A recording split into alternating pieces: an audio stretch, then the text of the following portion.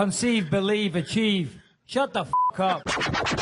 And new undisputed UFC middleweight champion of the world, Michael the Count Bisping. This is Believe You Me on the Gas Digital Network. We're back. Crazy week. Coming off UFC 223. I am the Puerto Rican Right Off Sleek, real ass dude himself, Louis Shea Gomez. He is the Count, Michael Bisping. What's up, kid? What is up? Well, crazy week last week, as we all know about. I mean, of course, we're going to talk about it today, but it's kind of weird because everybody knows such madness. What is up? I'm sweating, Lewis. I'll tell you that. I went for a workout before, and it's 95 degrees here in Orange County. I don't know what the weather is in New York, but I'm pretty sure it's not 95 degrees. Yeah, it's like 40 degrees. It's freezing. It's mid-April. Whatever happened to global warming? I would literally give up 30 years of my life to not deal with 40-degree weather in April. That doesn't sound like you're putting planet Earth first, Lewis. Yeah, it's not going to be my generation. To be honest with you, I feel like it's going to probably be my grandkids or great-grandkids. As long as I don't meet them, who cares? I have had those thoughts that, listen, unfortunately, there's too much plastic in the world. There's a lot of pollution going on, global warming, all this type of stuff. Animals are dying and becoming extinct, and I am an advocate for a change in the world. We have banned the bottled water in our house. By the way, we're massively going off on a tangent here. But we've banned bottled water in our house. But also, Lewis, to echo your sentiment, you are right, because by the time I'm dead and my grandkids are dead and my great-great-grandkids, there'll be nothing left of the Bisping line. So, whatever, drink it up. Or it's going to be the most annoying Bispings of all time. Like, 4 or 5 generations from now, everyone's going to be, some fucking fruity SJW. Like, everyone's got to be PC. That's going to be the world. So fuck those Bispings. That's what I say, right? No, you will not fuck any Bispings, Lewis, okay? And the Gomez. All right, anyway, it's supposed to be a mixed martial arts show. Last week was a massive, massive week in the world of mixed martial arts. I mean, I don't know where we start. Of course, Tony Ferguson versus Khabib Nurmagomedov. I think that was the 4th time that they were matched up, and as we all know, we spoke about it last week, the whole world knows he had to pull out of the fight. Now, we were hoping to have Tony on the show. We're still hoping that Tony's going to be on the show. He actually had surgery this morning. I was going back and forth with him via text yesterday, and he said he's having surgery nice and early. So he said, give me a try. If I'm not too out of it, I'll pick up and give us a few minutes. Number one, I hope the surgery went well, Tony. That is a shame. Of course, the fight Saturday night with Khabib and Ali Quinta was not the fight we were looking for, but I honestly feel that Tony would have matched up very, very well with that Khabib. We'll get to that in a moment. So Tony Ferguson was out. Then it was Max Holloway. That would have been a good fight. Then he missed weight. He was 129 pounds. 159 pounds. And Nowitzki, the UFC team, and the commission checked on him. He was totally incoherent and still had 4 pounds left. So they pulled him from the fight. Then it was apparently, what's his name, Paul Felder. Then it was Anthony Pettis. I'm sure everybody that listens to this show knows what happened. And lo and behold, Al Iaquinta steps up to the plate. Raging Al. But the big news was Conor McGregor getting on like an absolute psychopath. Lewis, where do you want to start? Where do we begin? I say we go back. Let's go back in time. Let's go back to before the fight happens. Let's go back to Conor McGregor bus incident, which is what? What night was this? Thursday night? I didn't even know what happened. I was just off social media all day. I had no idea. Harrington, I bumped into him at a comedy club. And he was like, you guys doing a bonus BYM tomorrow? And I was like, no, I don't have anything planned. Why? He's like, are you kidding? Biggest news in the world. He was so excited. So excited. And I will say, I looked at my phone and it was, the TMZ headline, Conor McGregor throws fucking dolly through window, injures all these fighters. It was pretty crazy. I was like, whoa. I texted you immediately. You were like, dude, I know. We tried to make an extra bonus show happen. Unfortunately, we weren't able to make our schedules work for this one.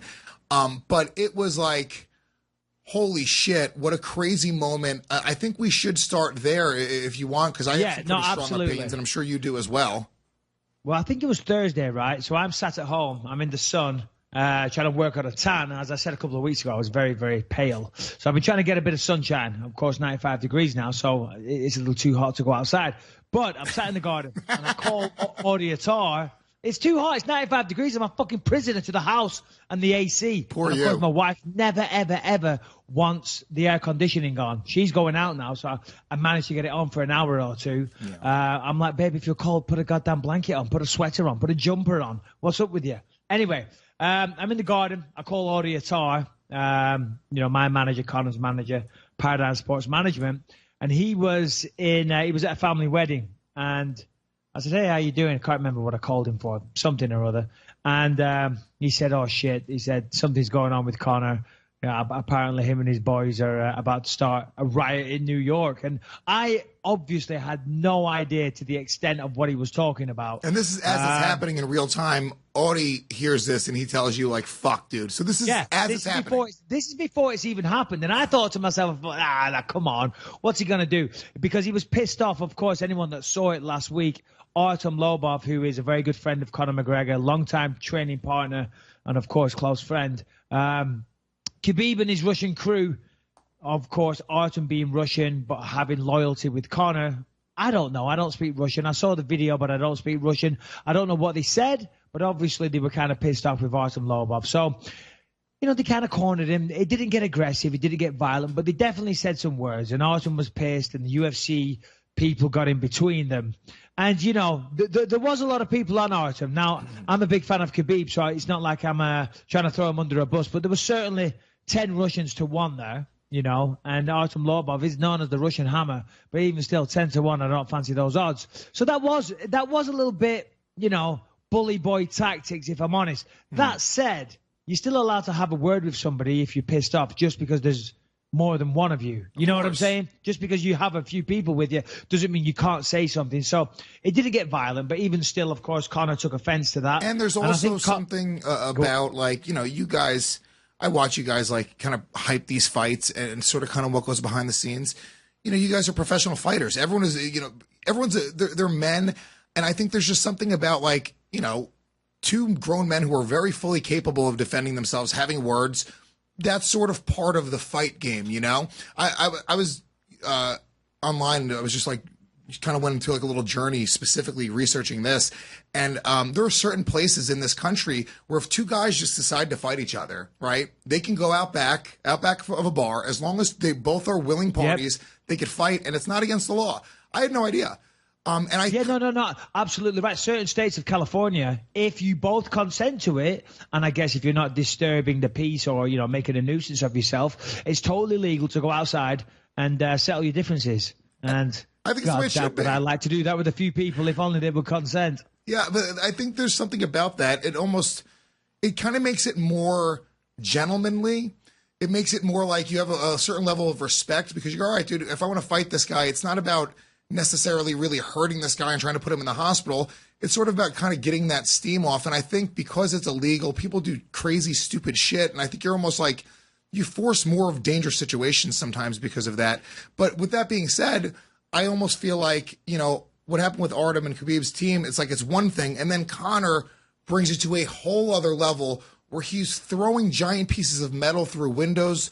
There's people that aren't fighters that are in this fucking van. No, for sure. So here's the thing. So he sat there, he sees this video online, and by all accounts, Conor was going to be at the Barclays Center on Saturday night to make an announcement. It was going to be a title fight or whatever the fight was going to be. I'm sworn to secrecy, so I can't say. But he was going to be there. But he sees this video, and he's like, fuck this, boys. Come on, let's get over there. Now, of course, I dare say they were a little intoxicated. In fact, I know for a fact, you can just tell when you look at certain people, they're intoxicated. They jumped on a plane, jumped on a private jet, and I dare say, the intoxication continued. There was a lot of whiskey. There was a lot of mob mentality, and they're on the plane, and they're psyching each other up. Now, what they needed really... Just imagine that plane. No, I know. They're all on there fucking... Let's go smash each other. I'm sure... That would be the best documentary if they had a cameraman on that plane. That would have been fucking awesome.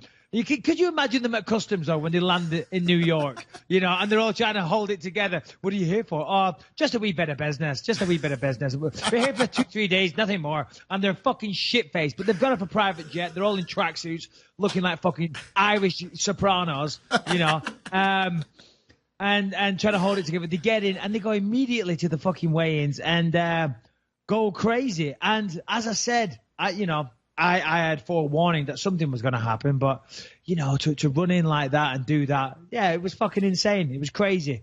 I'll tell you this, though. I have a dolly at my house. I have a dolly round the side. When we moved from America, the people that moved all my furniture from England to America, they left the dolly in the house. And I use that dolly now and again. This furniture behind me is very, very heavy. Whenever I move that, I use the dolly. That dolly is heavy as fuck. Yeah. The fact that Conor could pick that up and throw that through the air, fair play, fair play. I mean, he was definitely charged up. Let's just say that. He was very, very charged. His adrenaline was flowing. You hear about women being able to pick up a car if their baby is underneath it. Well, Conor certainly had some extra help, and he picked up the dolly. And it was a good shot. Yeah. I've also been pretty charged up in my life as well, Mr. Bisping. Yeah. So that was that. I mean, look, here's the thing. I don't want to. There were some fisticuffs thrown as well. I'm pretty sure I read online or saw somewhere one of the UFC employees got punched in the face a couple of times. Really? And it was an embarrassing scene. Let's be honest. I mean, I'm having a laugh about it now when we're making fun because it happened last week and the dust has settled.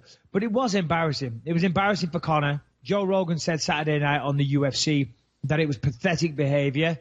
And if I'm honest, it was. Now, I'm not trying to throw him under a bus. I don't need to throw him under a bus. In fact, to be honest, a lot of people online are still supporting him. They admire the fact he was looking after his friend. I still don't, I can't condone that behavior. As Dana and everybody said over the weekend, the fact that he fights in the UFC, if he wants to fight Artem Lobov, he has the platform to go out there and fight him professionally and make a lot of money and beat the shit out of him if that's what he wanted to do. But they didn't do that, But for me, I mean, listen, I'm not trying to throw him under a bus. And I don't need to because the world is doing that. The world is judging them. I can't say anything. I've made my fair mistakes over the years. Never to that extent, but I've certainly done things I regret. But when you look at the situation and you look at Conor McGregor, here's a guy that quite literally has the world at his feet. He's got untold wealth. He's absolutely fucking loaded. He could never work another day in his life, and he'll be able to live a very, very extravagant lifestyle. Maybe not after this. Well, maybe not after this. No, I think he's going to be okay. He's been a world champion. Okay, he's super successful in his chosen career. He's got over $100 million. People love him. Rightly or wrongly, everywhere he goes, people love him. He's got a beautiful fiancée at home. He's got a child. He has got every reason to go through this life happy, with a smile on his face and just lose the chip. That would be my advice. Just lose the fucking chip on the shoulder, man. Yeah. And it's made me realize as well, because I've got a good life. I'm very, very lucky. And I thought about this. You see Conor going out there and doing this. I mean, what the hell are you doing? Why do you behave like that? Look at everything he has going for him. People would literally kill to be in his position. People dream of being in that position. And now he's in that position, he's going out there and acting like that. So he's only letting himself down. And I'm sure when I don't know where he is now. He's probably at home in Dublin. I can only imagine the earache of his girlfriend. I mean, if I went and did that, fucking I'd never hear the end of it. Of course, you got all the haters online, everyone talking shit. Yeah, he's going to deal with that. He's going to look at that. He's going to see that online. I'm sure when he sees that footage of him walking out the police station in handcuffs, yeah, for sure, this is one of his lowest moments, I would assume. Yeah. I would like to think so also. If it's not, then the guy has a problem. But, Conor's a pretty level-headed guy when it's all said and done. And he's a smart man as well. He is a smart man. I think you don't become as successful as what he is if you haven't got a brain on his shoulder. So, listen, very, very regrettable. I think that he's 29 years old and he's got $1 bazillion. And when you have that much money, you're that young, 29 in the entertainment industry is like fucking 19 in real life, right? Yeah. You age. It's a very immature thing. And he's also been very famous and very successful for probably like 5 years now. 4 or 5 years. He's been pretty well known in the UFC. 3 years. 3 years. Yeah.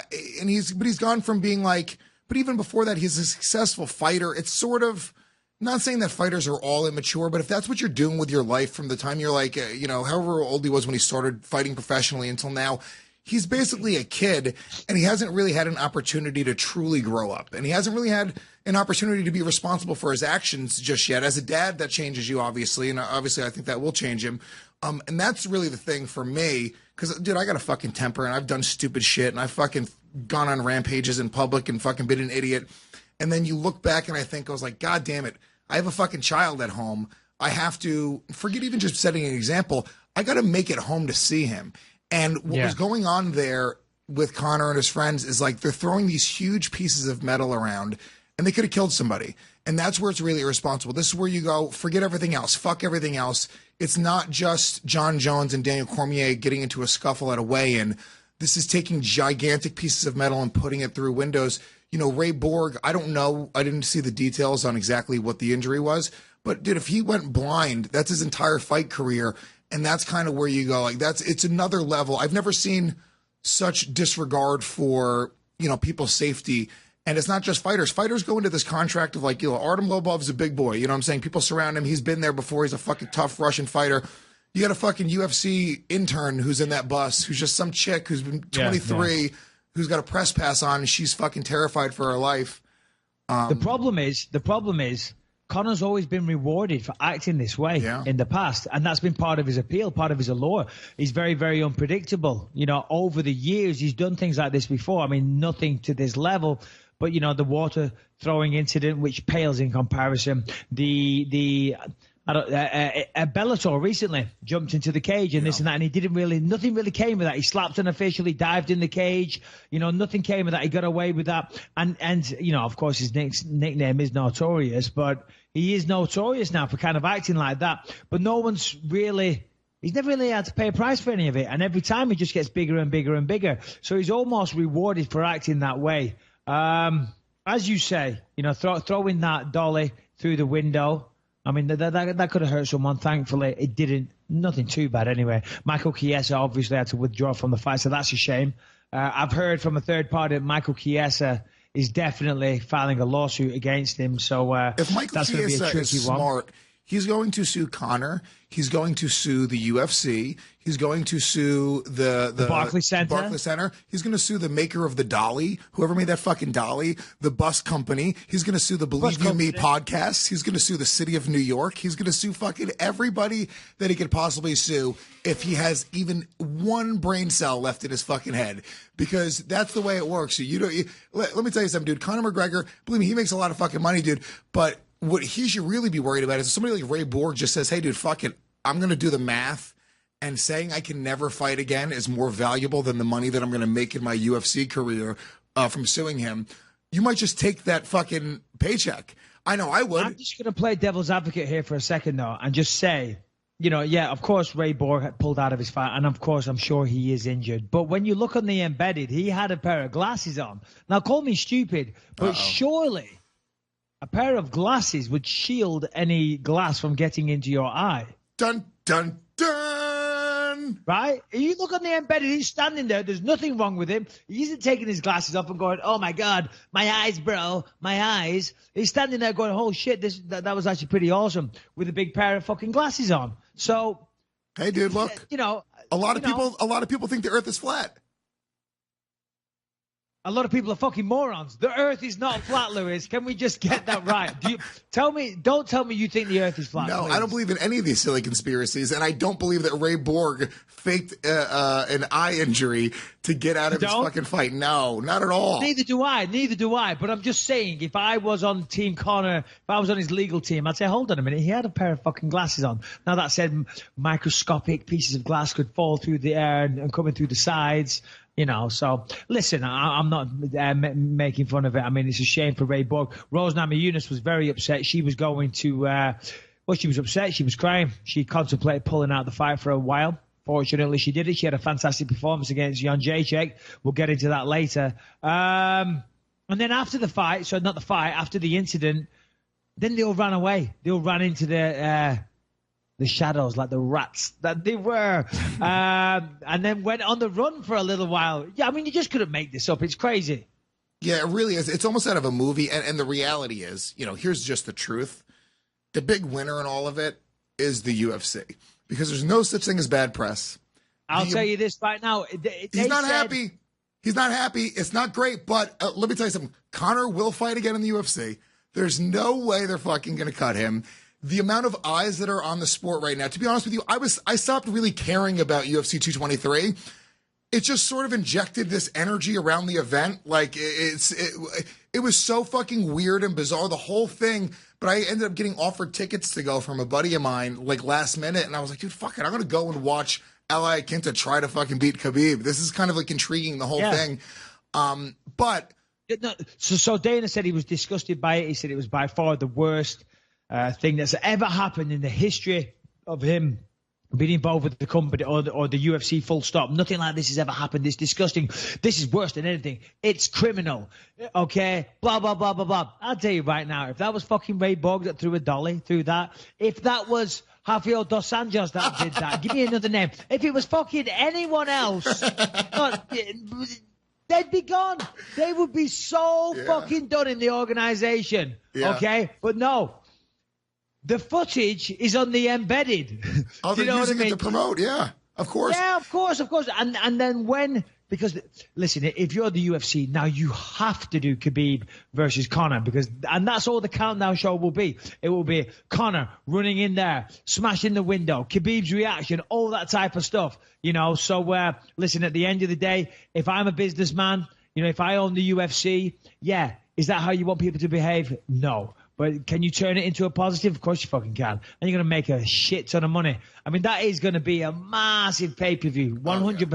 Khabib already has a huge following. Conor, of course, massive following. Them two fight after all that. Oof, forget about it. Well over 1.5 million buys. Guaranteed. Ireland versus Russia.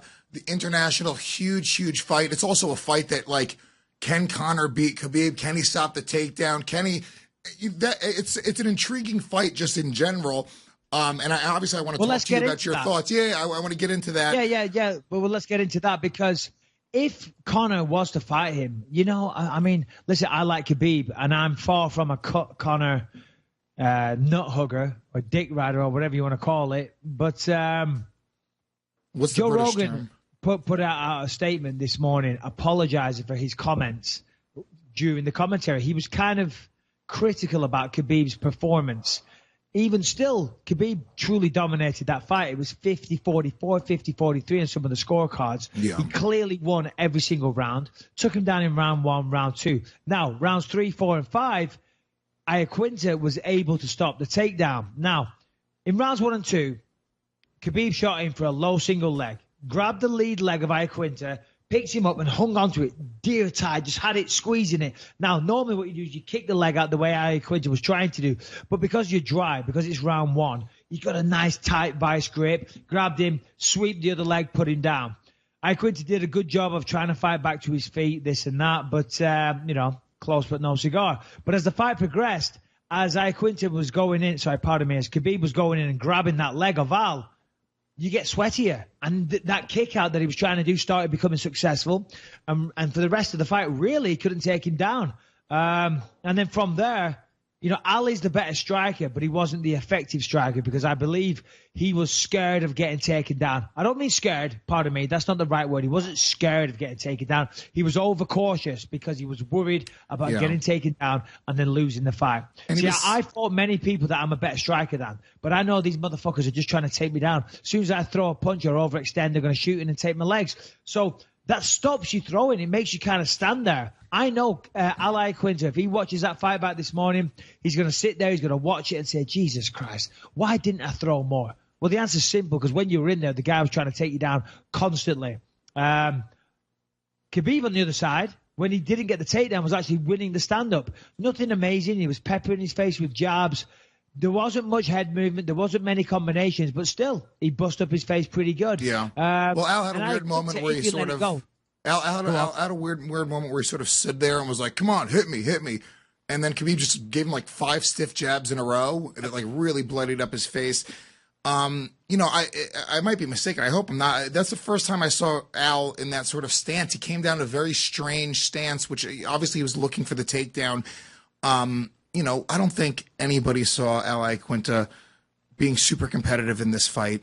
And that's not a knock on Al. I did. I actually thought he might win the fight. I actually thought, no disrespect to Max Holloway, Al Quinta, after a full training camp, is a tougher fight for Khabib than what Max Holloway is on 6 days' notice. And, of course, I'm the biggest fan of Max Holloway. The guy's awesome. But still, he's a 145er, stepping up on 6 days' notice. You got to favor Khabib in that fight. Al Quinta is a guy that has, great wrestling background, good jiu-jitsu, trains with Chris Weidman, Matt Serra, all those guys.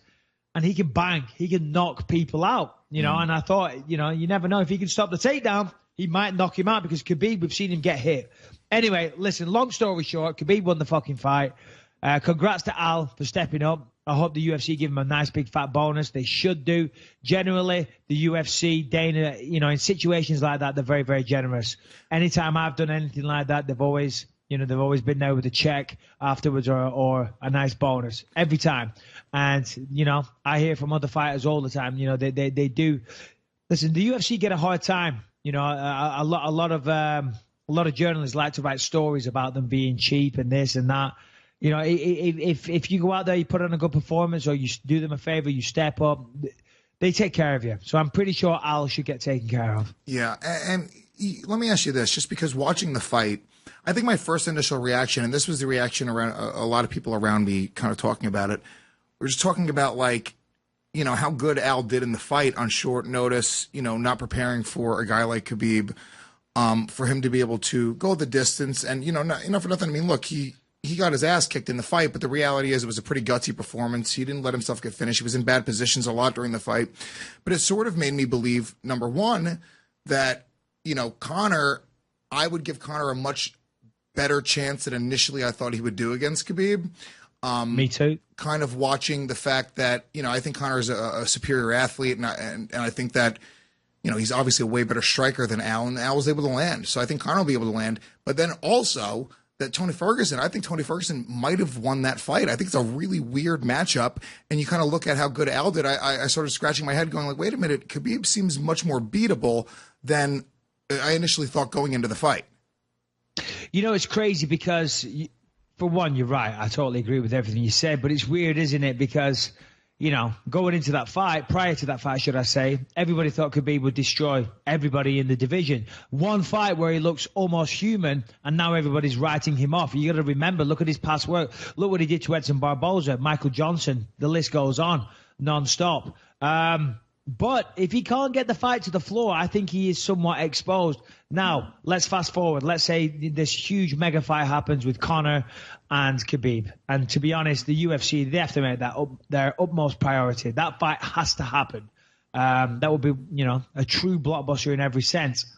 I give Conor a pretty good chance of winning that fight. I do. Khabib, route to victory, pretty simple. Take him down, pound him out, this and that. And that could happen. That is a very, very good possibility. But Conor, as you say, is a better athlete than Al. He's longer. He's got better striking. He's faster. We've seen what he's done to people like Eddie Alvarez. I mean, that was beautiful what he did to Eddie Alvarez. So, and it's the confidence. He doesn't give a fuck. He'll go forward and he will throw with that reckless abandon that Al didn't. Al was hesitant for the reasons I said earlier. Conor won't do that. And Conor doesn't just box. Al is pretty much a boxer. Conor has a huge array of striking tools, spinning kicks, all the rest of it. We know he's got a flashy striking style. If he gets taken down, he's pretty fucked. But on the feet, man, I don't know. So in the past, I would have said definitely Khabib would win that fight, but I don't know. I honestly don't know. 5 rounds, every round starting on the feet.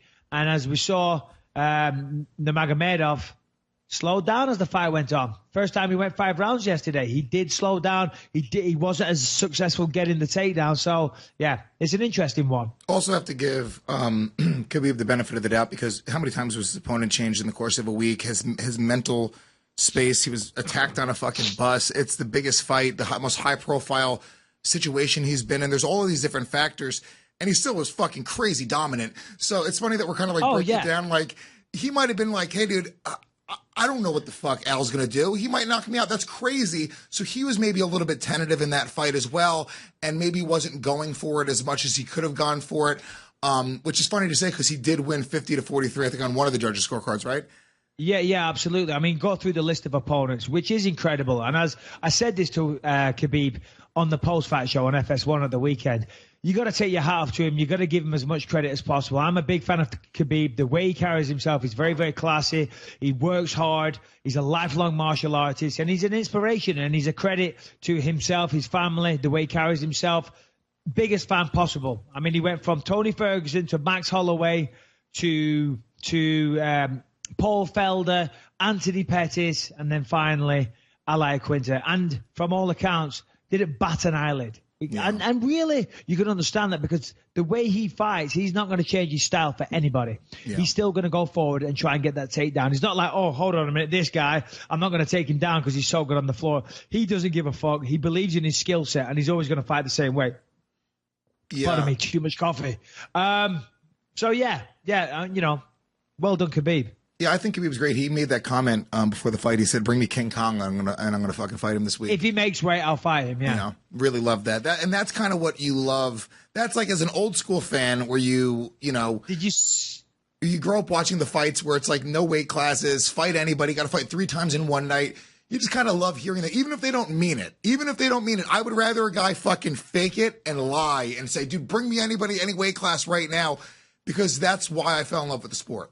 Yeah, no, absolutely, me too. But did you see Dana afterwards? He was, he said there's only 3 people in the organization that would have done what Khabib did: Conor McGregor, without a doubt, and then Cerrone and Khabib. So he said that he had a phone call with Conor, and of course, I'm not saying this because I've heard anything. I haven't spoken to Dana, I haven't spoken to Audiatar, I certainly haven't spoken to Conor. But I can't, and he said that Conor wasn't happy, he was pissed off on the phone. So I can only imagine. Because, you know, Dana did soften his stance a little bit, you know, and now he's bigging him up saying that, you know, I don't know. It's interesting. Saying that he was one of the only people in the organization that would take the fight. I mean, at the end of the day, what are you going to do? You're not going to cut Conor McGregor. Simple as that. If it's my organization, I wouldn't do it. If it's your organization, you wouldn't do it. Did he like it? No. But, you know, they're there to make money. Nobody died. Nobody got seriously hurt, you know. At the end of the day, these things happen. This time, next week, next month, whatever, unless it's on YouTube or an embedded or a countdown, this will be forgotten about. I mean, the world moves on. Unfortunately, terrible shit happens every day. Not that was even terrible shit. It was scandalous shit. It was unheard of. It was shocking in many, many ways. But there's worse things going on. I mean, Jesus Christ, yesterday, fucking Syria, you know, they released nerve chemicals on their own fucking people. You know, there is worse shit going on in the world, you know, and my thoughts and prayers to everybody out there. So, yeah, life goes on. All right, let's talk about one of our incredible new sponsors, which is Dollar Shave Club. I'm going to tell you right now, dollarshaveclub.com delivers everything you need to look, feel, and smell your best. Dollar Shave Club has razors, shave butter, shampoo, body wash, toothpaste, everything you need to look, smell, and feel great, okay? Look, we know you're a good-looking motherfucker, and you don't even need the help. If you listen to this show, you're a classy guy. But I'm going to tell you right now, every little bit helps. You go out, if you're single or if you got a chick, this is going to make them happier. Happy wife, happy life. I get an amazing high-quality shave every morning from my Dollar Shave Club executive razor. It's the best razor I've ever used. I really mean that. Their Dr. Carver shave butter is fantastic. It goes on clear, so you actually get to see what you're shaving. And since Dollar Shave Club delivers everything to you, you don't have to set foot in a store. Michael Bisping, I know you got your Dollar Shave Club package, and you were raving about it to me. No, absolutely. I can't believe how sharp that razor is. You know, it's crazy. And as you said, the Dollar Shave, the shave butter, that was so fantastic. Because afterwards, you know, when I've shaved in the past, it does kind of chafe. It is a little uncomfortable. But with that shave butter, it was fantastic. And, you know, as you said, pardon me, it gets delivered right to your door. So no more messing around. So, you know, simple as that. Join Dollar Shave Club. Clean up your bathroom and your morning routine. Join Dollar Shave Club today. And for just $5 with free shipping, you'll get the 6-blade executive razor plus 12 sizes of shave butter, body cleanser, and 1 wipe Charlie's.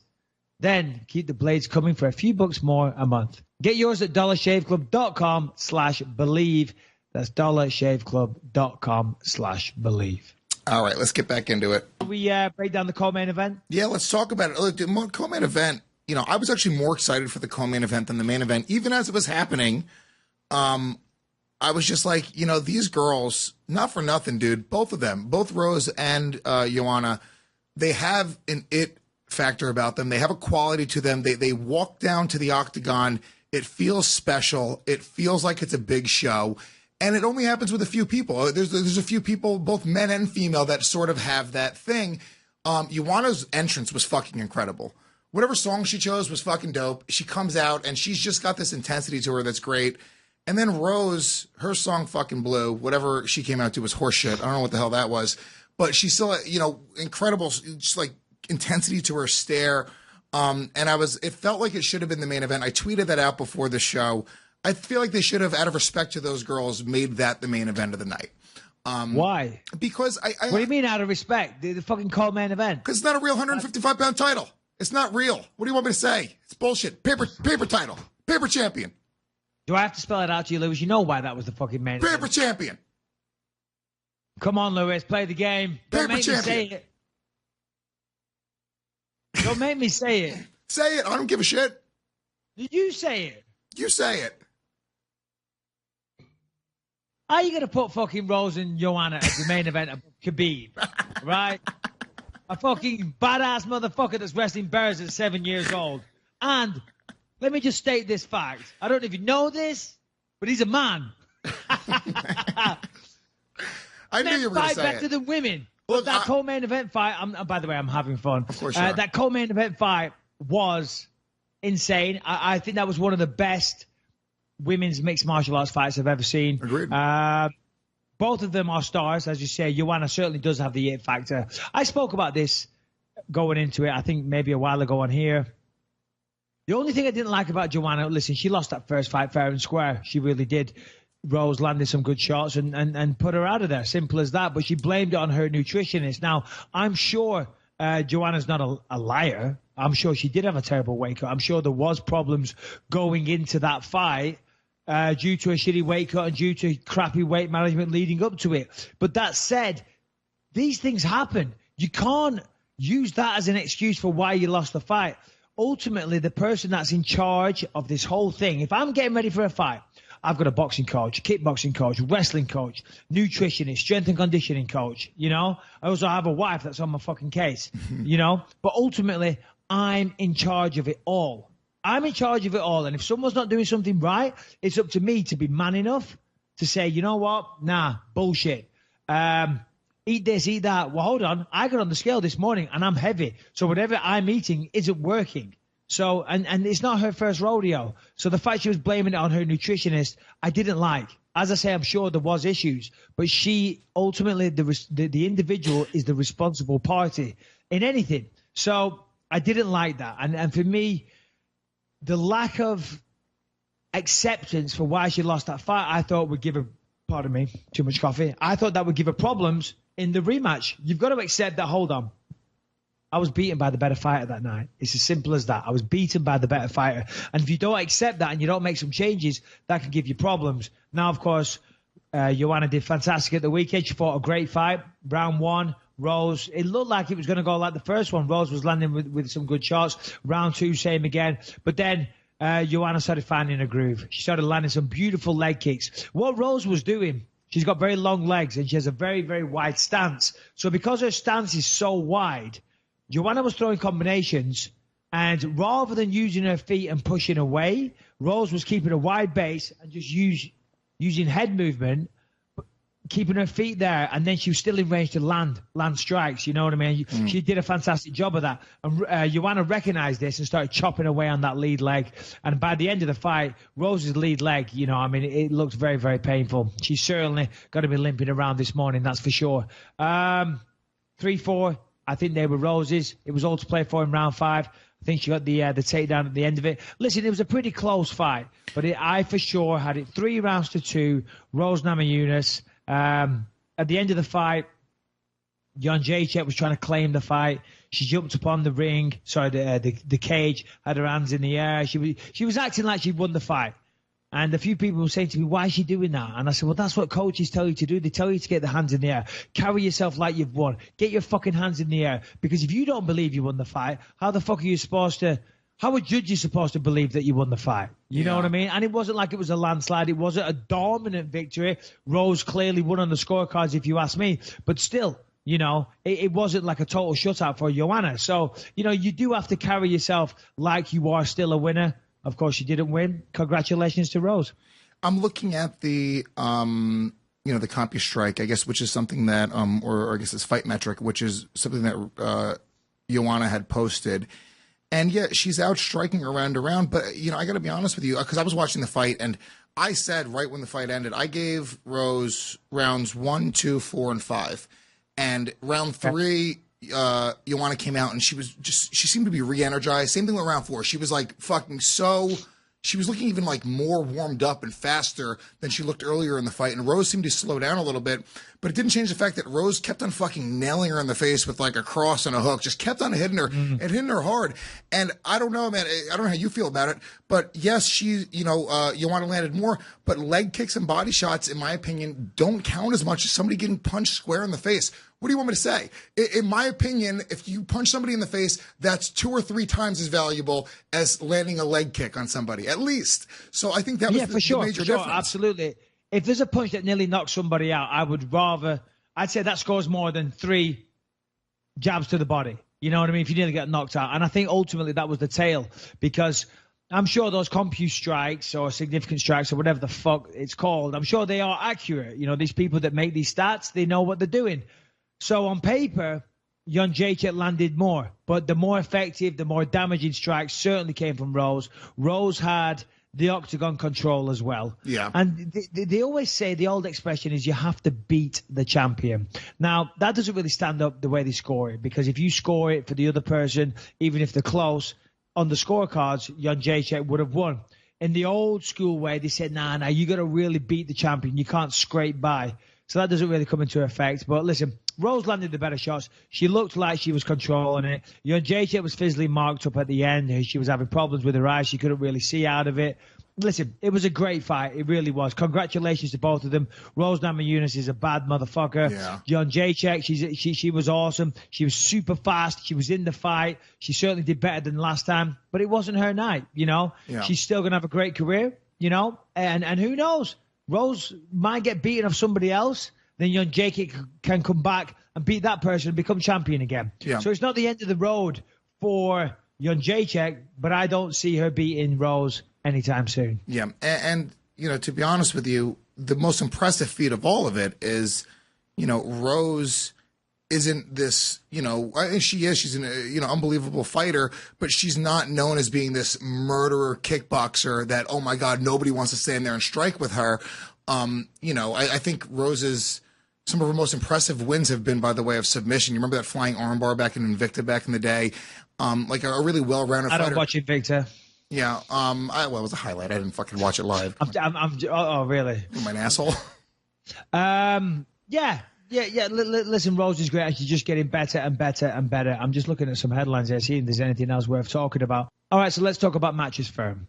Everyone knows how important stretching is before an event. So does Mattress Firm. Your budget stretches further at mattressfirm.com. So shop at America's neighborhood mattress store. They're the head coaches when it comes to They're the head coaches when it comes to mattress expertise. But know this, they are more than mattress experts. They have a game plan that helps you transform your mattress into a bed, from adjustable bases and sheets to headboards and bedroom decor. They have you literally and figuratively covered. Go to mattressfirm.com/podcast to see what deals are happening as we read these sentences to you. They've even got a 120-night sleep trial to ensure perfection and a 120-night low price guarantee, so you know you paid the perfect price. Talk about a 1-2 punch, a knockout if you will. Score big with the perfect bed. Head to mattressfirm.com and use the code podcast15 for 15% off. Listen, the code is only valid through April 10th, so don't miss out. Get the play-by-play on how you can monumentally improve your sleep today, tonight, and tomorrow, only on Mattress Firm. Remember, podcast 15. All right, guys. I mean, to be honest, the fights of the weekend were great. I mean, because of what happened, and there was a lot of fights that got cancelled. 4 fights in total got cancelled because of the whole Conor McGregor controversy. So we saw some fighters that would have been on the Fight Pass prelims bulked up to even the main card. There was a guy, did you see Zabit Magomed Sharipov. Wow. You see that guy? Oh, God bless you. Zabit Magomed Sharipov. I came in during that fight. That was the third fight on the card. I ended up coming in to the arena during that fight. So he was fighting Kyle Bochniak, right? Now, here's the thing, as I say, I think that fight was originally on the Fight Pass prelims. Now, if the people at Fox are listening or the UFC, I might get a little fucking lecture here. But here's generally what happens. When you're working for Fox and you're going to be the analyst at the weekend, you look at the fight card, main event, yeah, I know that guy. You watch a few of the last fights, you take some notes, yada, yada, yada, co-main event, so on and so forth. You work your way down. When you look at the Fight Pass prelims, you think, well, they're not even on TV, so I'm not going to study them. And, of course, I've never even heard of them, but still it doesn't matter because they're on the Fight Pass prelims. Last fucking minute, Fight Pass prelims, guys, get thrown onto the main card, and I'm like, holy shit, who the fuck is Zabit Magomed Sharipov? Anyway, turns out Zabit Magomed Sharipov is a bad motherfucker. I heard from Daniel Cormier last week that Chris Weidman claims that he's the best mixed martial artist on the planet. So Whoa. High praise indeed. But, yeah, man, he's certainly got a bright future ahead of him, that's for sure. Yeah, this was the dude who was doing like crazy shit in the cage, right? But did you see his opponent, Kyle Bochniak? He was outmatched. He was getting his arse kicked to a certain degree, but he didn't give a fuck. He was just walking through, sticking out his tongue, getting cracked in the face. The last 10 seconds of that round 3 was just awesome. He walked up, he stuck his tongue out at him, said, come on, got hit in the face, and they just stood there and smacked the fuck out of each other.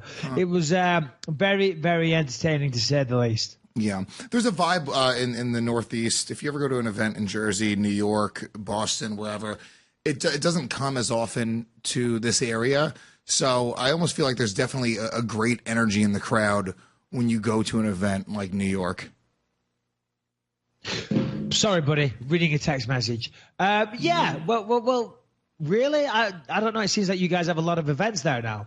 Yeah, I New guess. Jersey, New York, Brooklyn. I don't know. You guys are spoiled now. They went from having no events there to event there nearly every few weeks. Yeah. Yeah, well, I get maybe you're right about that. But there's a certain like New York fucking attitude that people kind of walk around with, which is kind of funny to listen to the crowd boo Khabib as he's walking out, which I just didn't expect at all because Really? he's such a bigger star. Oh, yeah, but saying that, Ally Quinter, come on.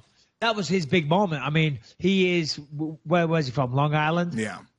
So he's a native. It's a big opportunity. Listen, I like Khabib massively. I'm the biggest fan of Khabib. I really am, and I mean that. I liked him from the first day I met him. But there's something about Ally Quinter walking out there, taking on this fight when he's never been a main event. It wasn't that long ago the UFC made him totally ineligible for bonuses because of some shit that he said after a fight or something. He hasn't been a company man. He hasn't had the opportunities. He hasn't had the spotlight, but he does knock people out. Now, to his own detriment, he's only had 2 fights in 3 years, I think, or 3 fights in 2 years. I'm not sure which way around it is. But still, there was a certain Rocky-esque feeling to this, that this guy that's been overlooked is going to come out here and he was gifted the fight and now he's going to knock him out and become the world champion. I mean, that would have been a true Rocky story. That is a cliche that gets thrown around a lot. But you can't help get behind somebody like that, somebody that's trying to make history and be that real underdog, I certainly wished him the best. I really did. Yeah. You got it, man. I mean, I put $50 on him last minute just because I was like, fuck it, dude. He was like a 6-1 underdog. I was like, why not try to make a little bit of cash if he wins? It's just a free found $300. So, all right, listen. That was UFC 223. Great fights top to bottom. It always kind of happens. Conor McGregor out of his goddamn mind. What do you think is going to happen, by the way? What do you think his criminal charges or whatever will end up being? I think probably eventually he'll get a fine. He'll get some community service. I read some article from a lawyer saying the good thing for Conor is that because he's so famous, he can have some public outreach, maybe do some work with some children, things like that.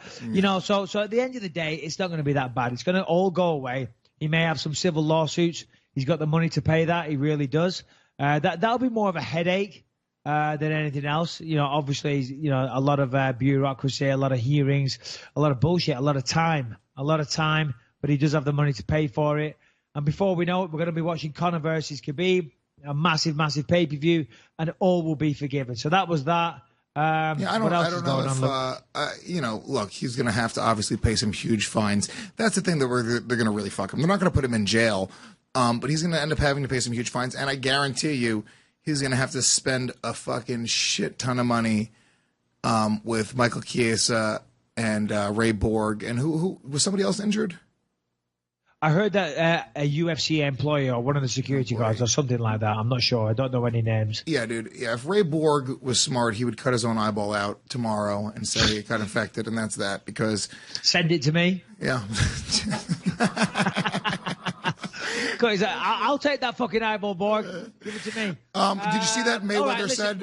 Honestly, I'm bored of talking UFC 223. No, let's I'm move bored on. of talking Conor McGregor. I really am, because the whole entire world is talking about it, and for good reason, But what else is going on in the world? Of course, there's a big fight card this weekend, and of course, this is an MMA show. But should we talk about that some other time, or maybe next week? We'll talk about the results. What is it this weekend? Is that Atlantic City? No, it's Glendale, Arizona. I'll be there. I'm working for Fox. fighting? What's the main event? Dustin Poirier versus Justin Gaethje. An amazing fight. Very, very much looking forward to it. But what else is going on in the world, Lewis? Anything that you want to, talk about, share? This is not MMA related, but I do think the Believe You Me fans will appreciate this. There's a story right now.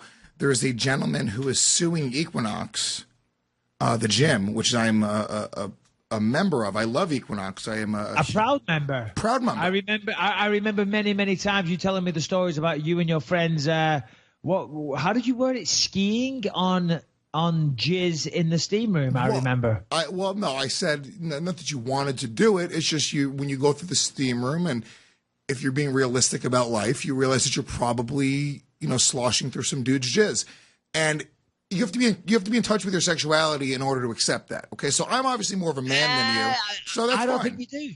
Yeah, I don't think you do. I regardless of how comfortable you are with your sexuality, I don't feel that there is a need or a place for that in modern society, and I don't think it should be accepted at all. I'm very confident and happy with my sexuality, but I still don't want to embrace ejaculate whilst in the steam room. I will never embrace ejaculate in my life, okay? Well, listen, I go to the steam room a lot. It's one of the only reasons why I'm an Equinox member, because I need a steam room. I need to sweat every day. I need to feel good. Eucalyptus towels, fucking great, bathroom products. They all the products in the locker room are great. They have Kiehl's products. I'm a huge fan of Equinox. I have been for a long time. In fact, little known fact, one of my last day jobs, I worked at Equinox for about 2 years selling memberships. So I've drank the Kool-Aid, so to say. I don't want to say what they put in the Kool-Aid, but We don't have Kool-Aid in England, by the way. What do you have? What do you drink? The what? Cordial. Porridge. No, but you guys don't have cordial in America, which is bizarre. I don't understand it. You pour a little bit of concentrated stuff, then you fill it up with water. Boom, there you go, cordial. I looked for fucking cordial everywhere when I moved out here. Couldn't find it anywhere. I'm like, come on, Americans have got to have cordial. But you guys don't have cordial. It's fucking insane. For as much sugar and shit that you guys like to eat, but yet you don't have cordial. And then my friends are, oh yeah, we got that. And he comes up with me with this Crystal Light bullshit that you got to put into a thing and then fill it up and keep it like a big jug and put it in the fridge. No, cordial. Right here, I got it, dude. Go on Amazon. Cordial. Cotty's Kula Lime Cordial, 1 liter, $23.95, Amazon Prime. Kiora. This is Bottle Green Elderflower Cordial. Robinson's cordial. Belvoir Fruit Farm Elderflower Cordial. You can get it. You got to be a little more motivated, Michael Bisping. How about that? Okay, but they don't have it in Orange County in Ralph's. That's all I'm saying. Anyway, so you're in Equinox, and what happens? So here's what happens a lot, though. Okay, there it is. Fancy. You walk into these steam rooms, and there's, look, it's very gay friendly, Equinox. I'll just say that. Like if you go, a lot of their posters are like just gay dudes with their legs spread. Can you not just say friendly? It's friendly. It's friendly. Why is it going to be gay friendly? Well, because I'm saying they encourage a lot of they just make it very clear that like they're very like LGBT positive, and that's great. I'm not I'm saying there's anything wrong with it, and so they should be, as they should be. But because that's sort of the message and sort of their marketing as well, they get a lot of gay dudes that go to these clubs, right? So you go to the steam room sometimes late at night, 8 o'clock, 9 o'clock at night before closing. You see two dudes sitting a little close to each other. You're like, I wonder what the fuck was going on there. So I've had multiple times guys fucking expose themselves and do shit like that. So this is To you.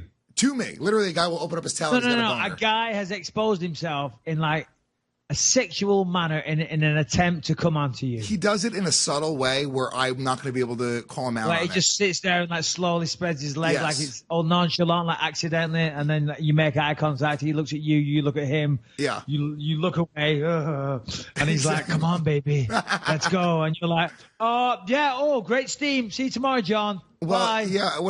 The thing is, you'll see they'll have like a semi erection, but you can't call him on it because they do it in a way where it's subtle. Where if you do call him on it, you're going to look like a hateful asshole. You know. So if For sure. if I'm like, what are you doing, buddy? He's like, what are you talking? I'm steaming. I'm naked in a steamer. I have a big dick. You're the weirdo that has a problem with it. I've just got a giant penis and I'm having a steam. Okay. Welcome to my world, Lewis. This is my problem. Me and my giant penis problem. Everyone thinks I'm coming onto them everywhere I go. Like, Mike, put that thing away. So this is what happened with this guy. A man is suing the gym after 3 men masturbated while staring at him in the trendy $200 a month Manhattan Equinox steam room. First of all, it's $235 a month. It's more. I saw you say that on Twitter. True. Hold on a minute. 3 men masturbated in front of him in the steam room. 3 men masturbated. It's the beginning of the worst nursery rhyme ever. I'm going to say that is like some total gangbang shit in the, I don't know what to say. You think he's telling the truth? Because at some point, how did they start? Once one starts masturbating, then the second starts, the third one starts. Well, you think you would leave at some point. You'd leave after the first one. If you had so much of an issue with it, which you should have, you'd leave after the first one started. You wouldn't wait for the second or the third, or did they just all start 1, 2, 3, go? It was like at the carnival where they all get to shoot their gun in the clown's mouth to see who can pop the balloon first. God, it's so gross. So gross. This is what the guy said. He said, I'm relaxing. I'm sitting in the corner. It's very meditative, the man identified in court only as GB, gay bastard. Children, we really are. Can't say that, Louis. The steam clears. The steam clears. And I look across from me. This gentleman sitting pretty close, his towel open, legs spread, and he's looking right at me. And the guy next to him is rubbing the man's inner thigh. Totally normal. Boner check. Oh, my God. All right, okay. So that's what he read out in court. And what was their defense? He said that he went to the front desk and he complained about it, and they said they did nothing. Yeah. Let's see. They maintain a zero tolerance policy. Here's the thing. I didn't realize you could sue people for this. I'm just not here's the thing, right? Lewis, you can sue anybody for anything in America. This is a beautiful place to live, and I love it here. It's great. Amazing people, good culture, fantastic weather down here in California. Food's fantastic. Very, very varied people. It's great. Very diverse. But you motherfuckers will sue anybody for anything. It's insane, which is why Conor McGregor, going back to that, is fucked, because there will be lawsuits. But you guys sue for anything. So how can you not sue for group masturbation? Had I known that I could sue, I would have complained long ago. What I'm going to probably do now is I'm going to probably get free months added onto my membership because of all the psychological trauma that I've had to deal with in the past. You reminded me of something, psychological trauma in the past. Oh, okay. I thought you liked that type of thing, Lewis. Let me tell you a story. You just reminded me of something right there, somewhat similar. So I had a Range Rover, which I got for doing The Ultimate Fighter from Dana White. You coach the show and you get a car. And the Range Rover was messing up, and I was constantly having to take it into the dealership to have it fixed. And, this is time consuming, and they fix it, and then I'd have to go back again, and they fix it again, and then the same problem would continue to happen. Anyway, I'm speaking to my friend one day who's a car dealer, and I say to him, I am fucking sick of taking this car into the dealership. It's taking up so much of my free time and this and that and blah, blah, blah, blah, blah. And he says, lemon law, bro. I said, what do you mean lemon law? He says, fucking lemon law. He says, if a new car has the same problem 3 times, they have to give you a whole new car.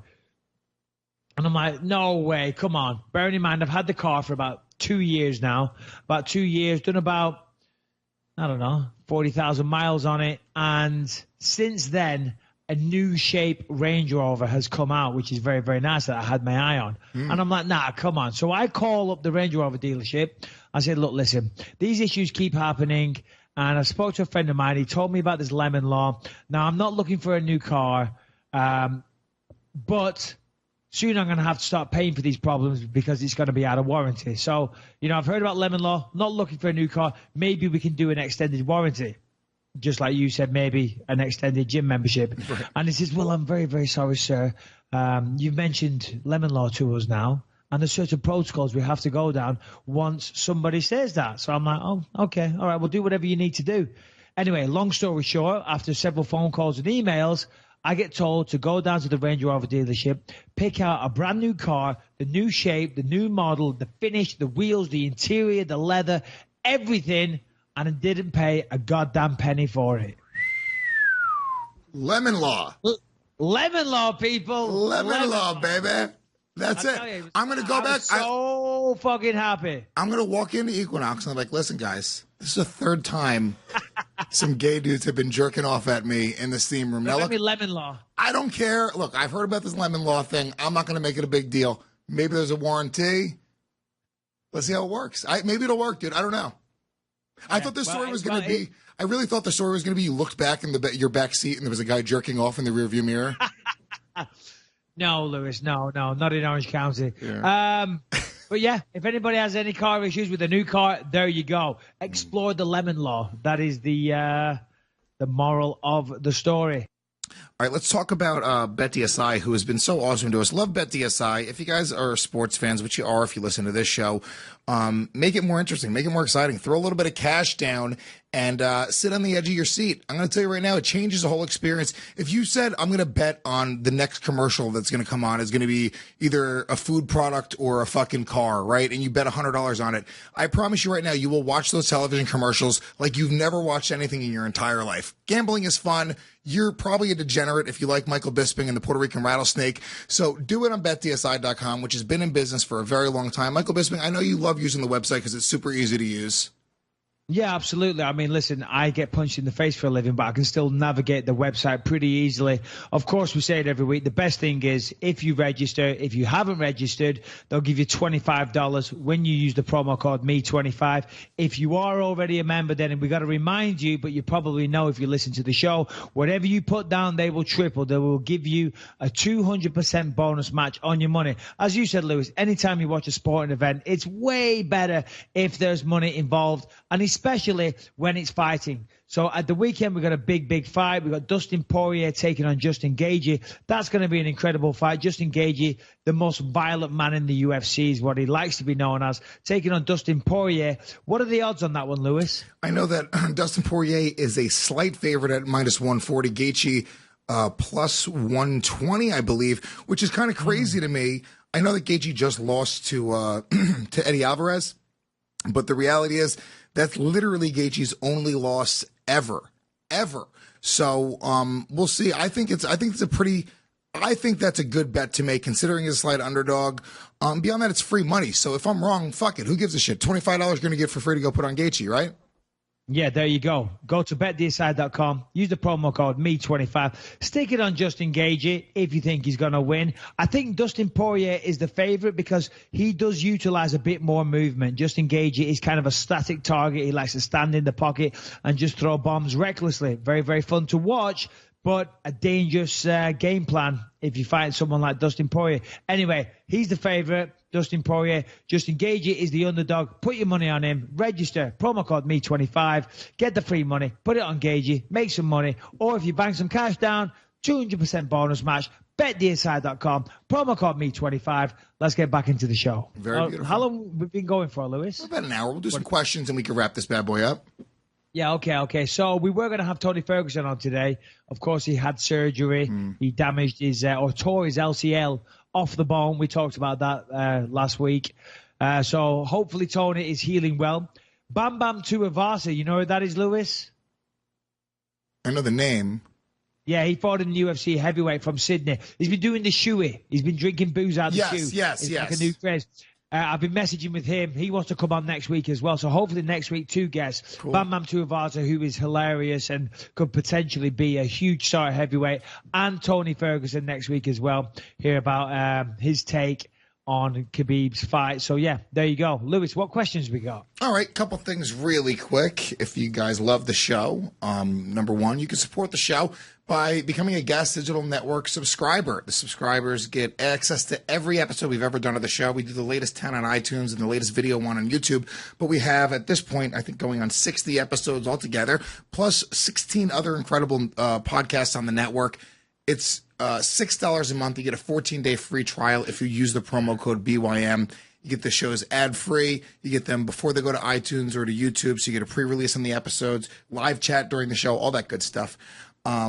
Also, if you guys want to join the conversation, you can shoot us an email, bym@gasdigitalnetwork.com, bym@gasdigitalnetwork.com. We always pick 2 or 3 questions at the end of every show to answer as honestly as possible, so you guys make sure you join the conversation and always make them fucking interesting or good questions. Don't send us any horse shit, because we will not answer them on the show. And last but not least, go to iTunes right now, leave us a 5-star ranking, positive review. That's the most important thing people could do for the show is telling their friends about it, reviewing it. You know, seriously, word of mouth is the way that podcasts grow, and we love the supporters of this show, and we appreciate you guys telling your friends about it as well. Okay, this is it. Here we go. Questions. Okay, really? You sure? I got it. I got to get it all in, Mike. If I don't do it, who's going to do it?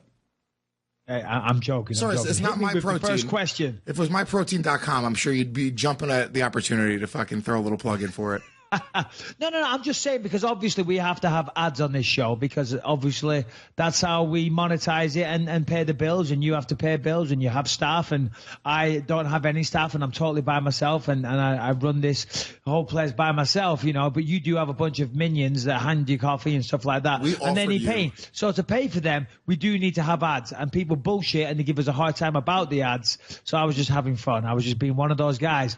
That said, Lewis, I can't wait for question 1. I'm truly on the edge of my seat. I have to also say, in response to that, I need to rebut the horseshit that just came out of your mouth, because we offered Michael Bisping an employee. We offered to build him a studio. I don't need somebody to sit here and twiddle fucking knobs for me, okay? Yeah, I can go to Equinox and have 3 guys do that, okay? No, listen, I don't need a producer. It's pretty simple. Turn the computer on, log into Skype. Yeah, but I can manage that. Can I tell you? Can I give you just a little? This is fun. I like pulling the curtain aside sometimes for the fans, and they like it too. You would look as good as me if we built you out, you know, a lighting package on that end, you would sound as good. You would sound better than me. Instead of us being kind of the control center, I can give you a producer, and from your computer, you control everything. And then we have 2 studios that are going studio to studio. See that stuff behind me? Oh, God. DJ Mikey B in the house. Check out on my Instagram last night. I still got it, kid. You send me some little shitty 2-track mixer. I can figure it out, Lewis. I've got a fucking... I've got the Starship Enterprise of sound equipment behind me. You tell me what shit I need to get on my beautiful desk that I have here that you hate, that looks really good. It's very Art Deco. It's glass. Okay. Yeah, glass desk. I hate it. I've got room for it. I've got room for it. I can do it. I can very, very easily do this. In the next year, we are going to. I know this is going to happen because me and Ralph discussed it already. We're going to end up building a Los Angeles studio in the next year. And once we do that, you're gonna have to go into the studio. Here's the thing. I'll say in the next year, I guarantee you we'll be doing this. No, go on. Sorry. Were you shushing? I wasn't saying shush. I was gonna say something, and then I was going to yeah. I was gonna say should we? I wasn't saying shush. I was gonna say should we do it at that other studio? You can do it Next there if you'd like. okay. They have the capability. Your buddy's studio has the capability. We can come together and have an incredible sounding podcast. So if you want to know what the problem is, though, Lewis? You know what the problem is? What? I got to go all the way up to LA. I don't know if you know this. I live in Orange County. Okay, that isn't an easy commute. We could just build you a studio right there in your apartment. Just send you an intern that lives in Orange County. That's what I'm saying. Tell me the stuff that I need, and I'll do it. Oh my God. I'm happy to do it. I can manage it. I can man the ship. Look. Hold on. Here's me. I got my shit. Levels there. Light. Turn that. Did it? Yep. We're ready to go. Record. Boom. It's that simple. I don't need fucking nerd alert standing there looking over me, smelling and farting and burping on, Michael, would you like a coffee? Okay. Michael, can you turn down the bass a little bit? I don't need that. Yeah. Well, we'll talk. We'll talk more after the show. Let's get some questions out of the way. Let's do question 1, please. All right. Hi, guys. Really like the podcast, and I listen while running in the gym. A couple questions. With all of the nonsense happening over the weekend, what are the odds that Whitaker or Yoel get an injury and Bisping steps up to save the day? And are you going to start watching your weight just in case? I also enjoyed listening to your dad and wondered how he ended up in the Northwest, as you talked about growing up in Clitheroe and having a Yorkshire accent. But your dad sounds like a London Cockney and mentioned being a Palace fan. Thanks, Anthony Harrington. Yeah. No relation to your abysmal studio statistician dude from Gillingham in Kent. Well, he's throwing your technicians under the bus as well, Lewis. I'm with him. I agree. I don't need one. Right, there was many points to that question. What was it again? What was the question? Would you, if, all right, for some reason, if one of those guys gets injured, Whitaker or Romero? Well, I don't know if you saw it Saturday night when I was working on Fox. Romero did a little segment, and he actually looked pretty cool. I said he looked like a pimp, which he kind of did look kind of pimpish. He's like, Micah, I hope you're training. Come on, I want to see you, boy. And this and that. And it's like, listen, mate, I think the moment's passed. Let's be honest. I'm not saying that I wouldn't fight Yoel Romero, but I'm pretty much retired. I'm still on the fence whether or not I'm going to have one more. Okay? So, Yoel, have a great career. Wish you all the best. Same with Luke. Same with Robert Whitaker. All these people. I had my time. I mean, I was fighting main events in the UFC while Yoel Romero was still, donning a singlet and wrestling, okay? He hasn't had that many fights. I've had over 40 professional fights. I've had a long career. I've had a good career. But I'm not thinking about that anymore. I'm not. I'm thinking about the next phase of my life. Will I have one more fight? Maybe. And if I do, I'll apply myself. And I like to keep in shape anyway. I'm not sure what this guy's asking the question is asking me. My weight's always under control, you cheeky motherfucker. You said I'm fat? I am a little bit fat, but don't worry. I'm in the gym. I'm working out. I'm on the diet.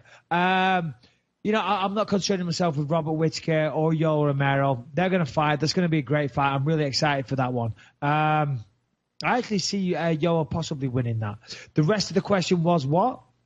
The rest of the question was... Hold on, sorry, your father. Oh yeah, that's right. Yeah. So my dad, obviously, he was raised in the East End of London, but then he moved down to Surrey with my dad. But he had family in Clitheroe, which is where I'm from. He had an auntie or something like that, and he'd go up there on his summers. He got to stay with his auntie now and again.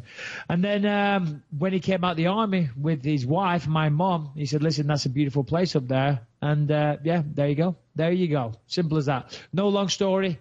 And that's why I was raised with a Lancashire accent and he has a London accent. Big world out there, Harrington, but thank you for the question. Lewis, question 2. Next question. Hey, guys, love the show. I have a question for Mike. I'm about to run my first marathon at the end of May, and I listen to the podcast on my longer training runs to keep me going. My question is, as a fighter and an athlete, how do you deal with the mental run-up to a fight or event? I'm about 8 weeks out and getting the fear. Do you have any tips for mentally getting ready alongside the physical training? Cheers, Alistair from Glasgow. Interesting. Running a marathon, I'd love to do that. My knee's still giving me a lot of issues. As soon as I finish here, I'm going down to get some treatment. My knee is flared up again. Jeez, I'm having a lot of problems with my knee.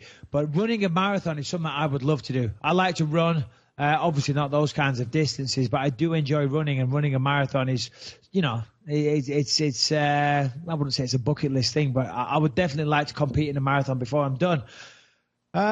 Mental preparation. I mean, to be honest, it all comes down to this. If you've done the preparation physically, that should put the inner demons to rest.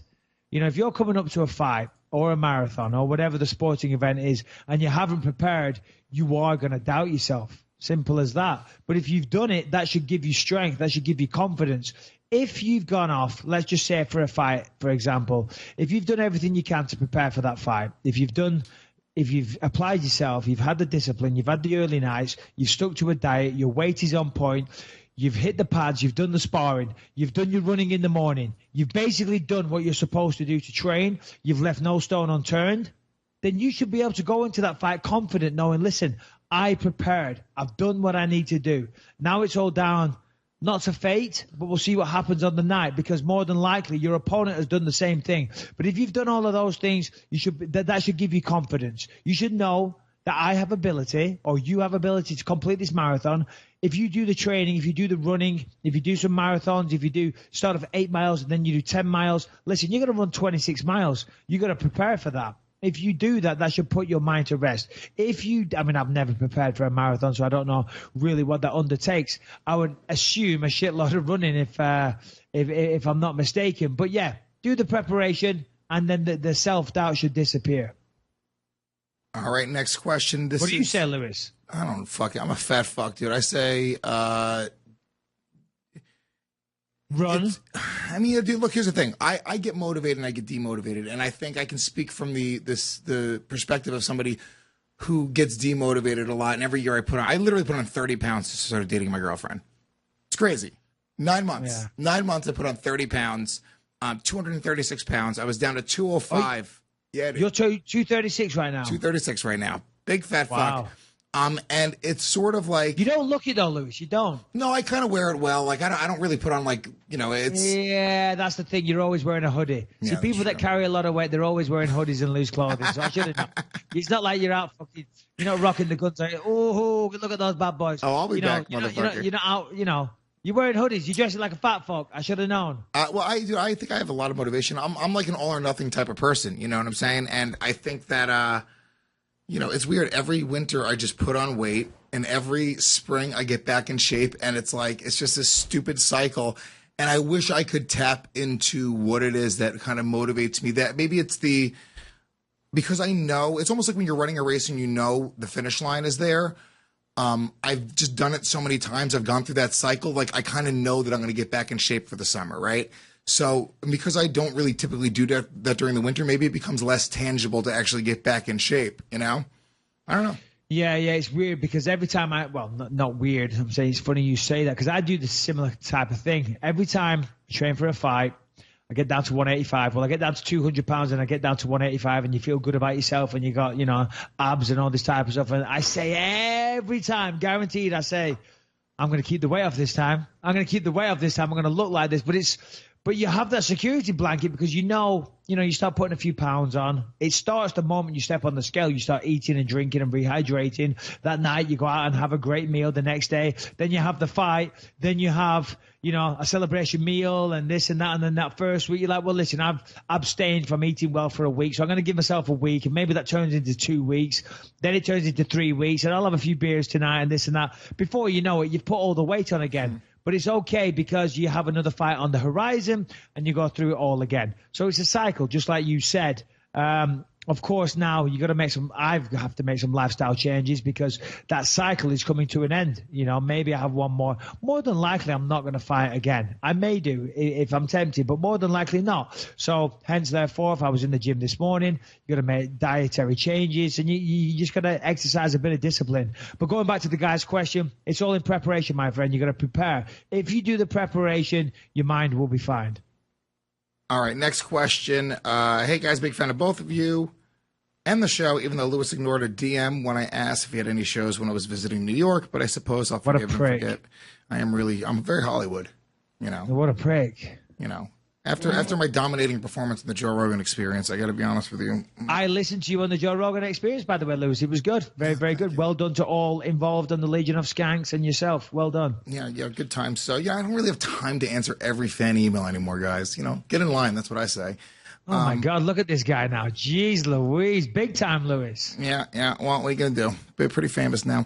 I'm interested in both of your opinions. If the champions in every men's weight division from both the UFC and the Bellator fought each other, who would win? That's a lot.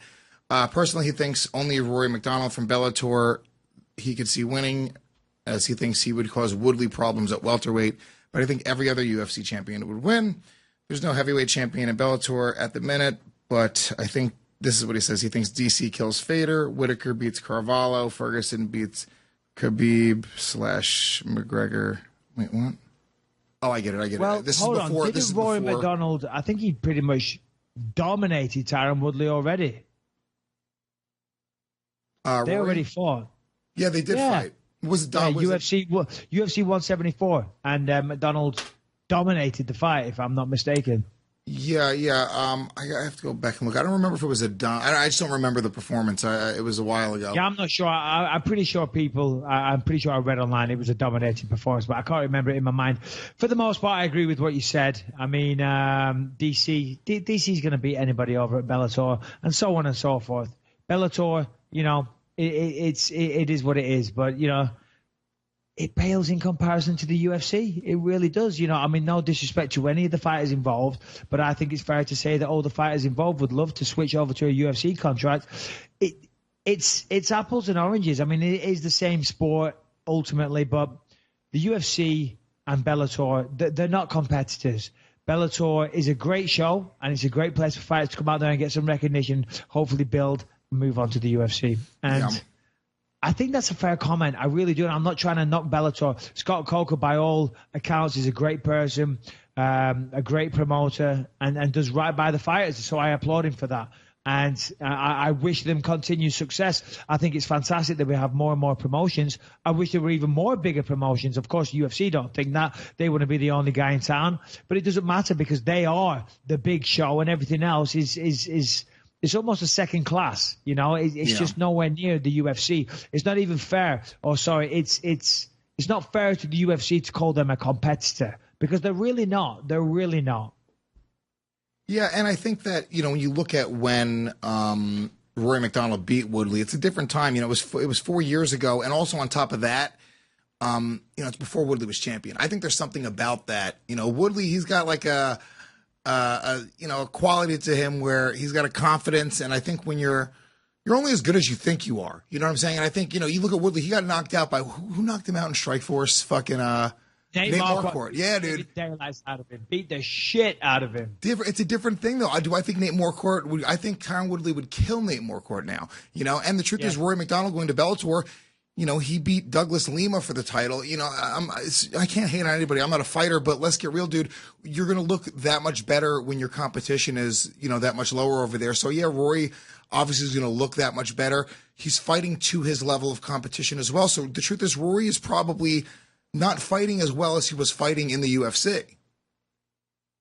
Well, he's coming into his own now as well because he's still only a pretty young guy, Rory McDonald. I mean, he was fantastic back in the day. I mean, I remember the performance against BJ Penn. Of course, BJ, much, much smaller fighter, but it was an amazing performance. And since then, he went off, he beat Tyron Woodley. He had some great performances. Now he's in Bellator. Still a young guy, still working hard, still getting better. That's about it. Ever since he's gone off to Bellator, I have no idea what he's up to, really.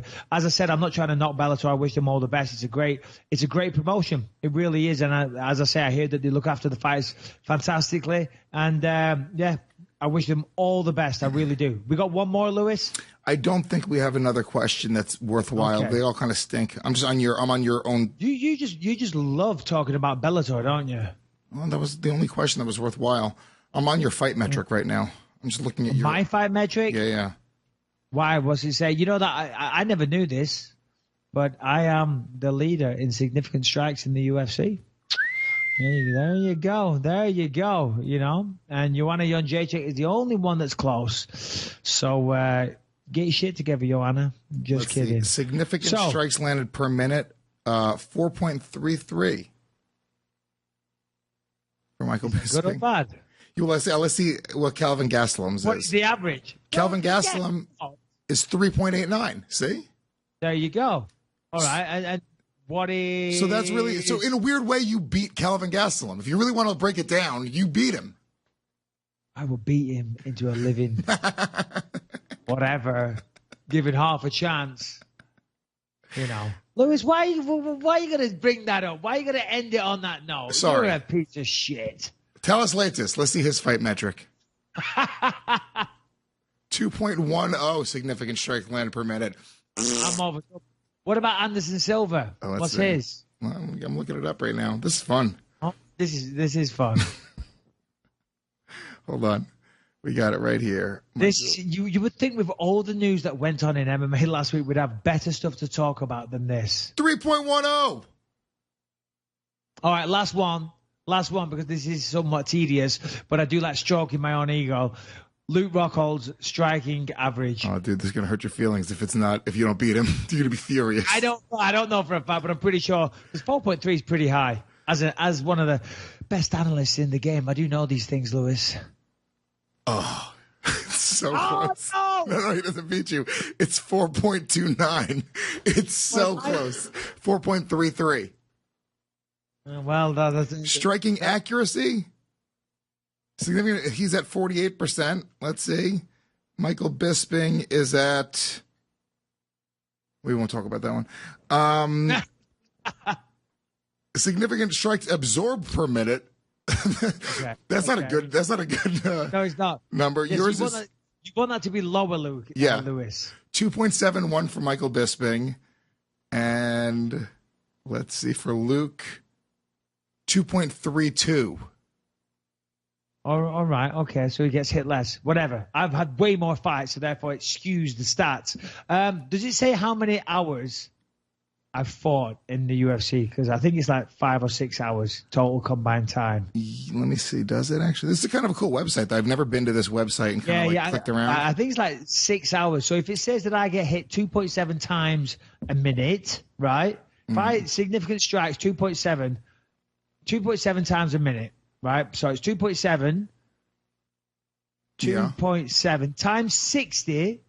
That's 1 hour, and I think I've done about 6 hours in the UFC. Times 6, I've had 972 significant strikes in my UFC career alone.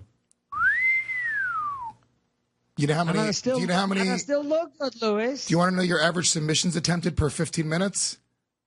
0. 0.3. Yeah, my jiu-jitsu coach, Brady Fink, who's an awesome guy and an awesome jiu-jitsu coach, practitioner, whatever you want to say, he's always pissed off. He's like, Mike, you've got really, really good jiu-jitsu. Why won't you just use it, for crying out loud? And I always say, yeah, this fight, I'm gonna take him down and look for a submission. But anyway, I never do. No. What do you think, Lewis? Shall we call that a day? That's it, baby. It's another Believe You Me. That is it. So next week, hopefully, we'll have Tony Ferguson and Bam Bam Tuivasa. We'll have 2 shows going on. I'm heading down to Glendale, Arizona this weekend. If you're around, come and say hi. Big fights this weekend. We'll talk about the results next week on the show. Plus 2 guests, as I said. That's it. Have a good week, everybody. Thank you very much. Oh, yeah, that's right. Yeah. So my dad, obviously, he was raised in the East End of London. But then he moved down to Surrey with my dad. But he had family in Clitheroe, which is where I'm from. He had an auntie or something like that. And he'd go up there on his summers. He'd go stay with his auntie now and again. And then when he came out of the army with his wife, my mom, he said, listen, that's a beautiful place up there. And, yeah, there you go. There you go. Simple as that. No long story. And that's why I was raised with a Lancashire accent, and he has a London accent. Big world out there, Harrington, but thank you for the question. Lewis, question 2. Next question. Hey, guys, love the show. I have a question for Mike. I'm about to run my first marathon at the end of May, and I listen to the podcast on my longer training runs to keep me going. My question is, as a fighter and an athlete, how do you deal with the mental run-up to a fight or event? I'm about 8 weeks out and getting the fear. Do you have any tips for mentally getting ready alongside the physical training? Cheers, Alistair from Glasgow. Interesting. Running a marathon, I'd love to do that. My knee's still giving me a lot of issues. As soon as I finish here, I'm going down to get some treatment. My knee is flared up again. Jeez, I'm having a lot of problems with my knee. But running a marathon is something I would love to do. I like to run. Obviously not those kinds of distances, but I do enjoy running, and running a marathon is, it's I wouldn't say it's a bucket list thing, but I would definitely like to compete in a marathon before I'm done.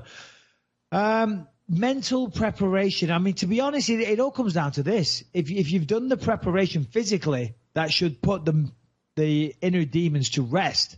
If you're coming up to a fight or a marathon or whatever the sporting event is, and you haven't prepared, you are going to doubt yourself. Simple as that. But if you've done it, that should give you strength. That should give you confidence.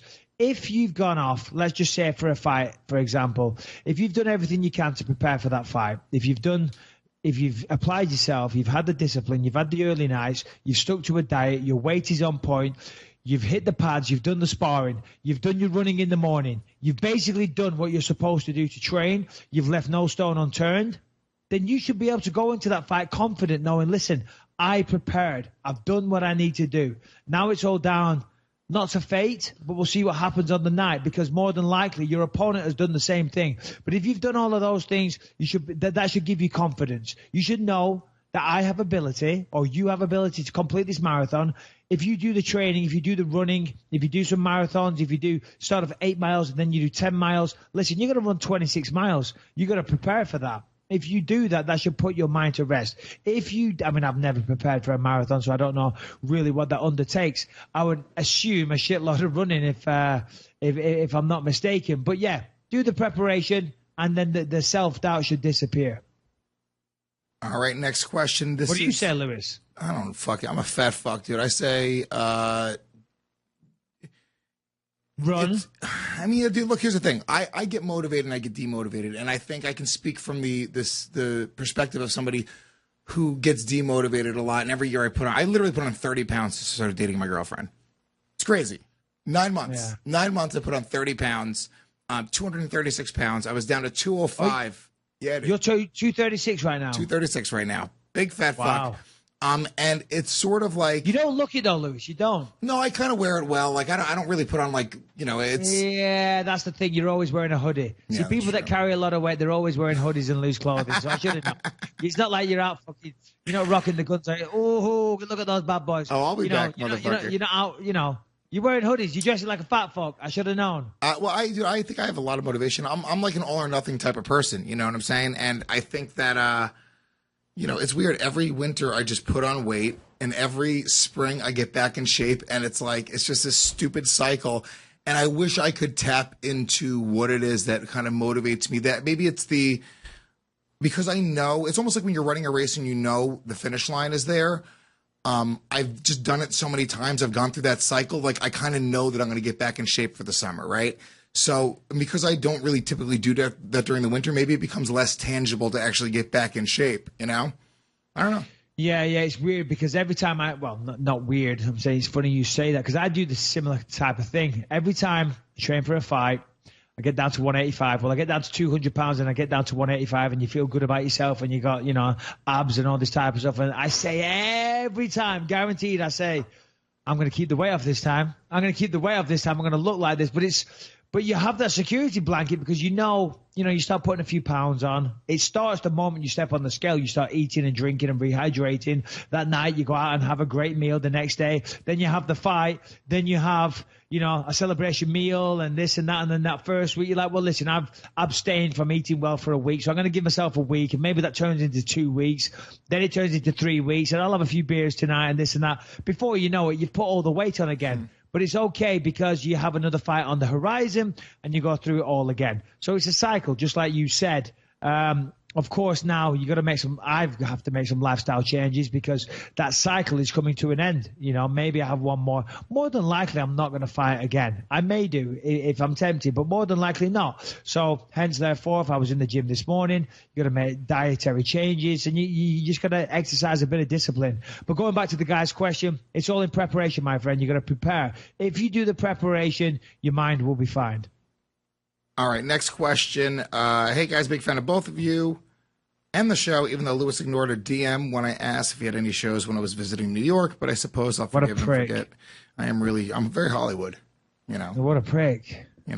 After my dominating performance in the Joe Rogan Experience, I got to be honest with you. I listened to you on the Joe Rogan Experience, by the way, Lewis. It was good. Very, very good. Well done to all involved on the Legion of Skanks and yourself. Well done. Yeah, good times. So, I don't really have time to answer every fan email anymore, guys. Get in line. That's what I say. Oh, my God. Look at this guy now. Jeez Louise. Big time, Lewis. Yeah. Well, what are you going to do? We're pretty famous now. I'm interested in both of your opinions. If the champions in every men's weight division from both the UFC and the Bellator fought each other, who would win? That's a lot. Personally, he thinks only Rory McDonald from Bellator he could see winning, as he thinks he would cause Woodley problems at welterweight. But I think every other UFC champion would win. There's no heavyweight champion in Bellator at the minute, but I think this is what he says. He thinks DC kills Fader, Whitaker beats Carvalho, Ferguson beats Khabib / McGregor. Wait, what? Oh, I get it. Well, this hold is before. on. Didn't Rory McDonald, I think he pretty much dominated Tyron Woodley already. They already fought. Yeah, they did fight. Was it UFC 174, and McDonald dominated the fight, if I'm not mistaken. Yeah. I have to go back and look. I don't remember if it was I just don't remember the performance. It was a while ago. Yeah, I'm not sure. I'm pretty sure I'm pretty sure I read online it was a dominating performance, but I can't remember it in my mind. For the most part, I agree with what you said. I mean, DC's going to beat anybody over at Bellator, and so on and so forth. Bellator, it is what it is, but it pales in comparison to the UFC. It really does. No disrespect to any of the fighters involved, but I think it's fair to say that all the fighters involved would love to switch over to a UFC contract. It's apples and oranges. I mean, it is the same sport ultimately, but the UFC and Bellator, they're not competitors. Bellator is a great show, and it's a great place for fighters to come out there and get some recognition, hopefully build, and move on to the UFC. And yeah. I think that's a fair comment. I really do. And I'm not trying to knock Bellator. Scott Coker, by all accounts, is a great person, a great promoter, and does right by the fighters. So I applaud him for that. And I wish them continued success. I think it's fantastic that we have more and more promotions. I wish there were even more bigger promotions. Of course, UFC don't think that. They want to be the only guy in town. But it doesn't matter because they are the big show, and everything else is it's almost a second class, It's just nowhere near the UFC. It's not even fair. It's not fair to the UFC to call them a competitor because they're really not. They're really not.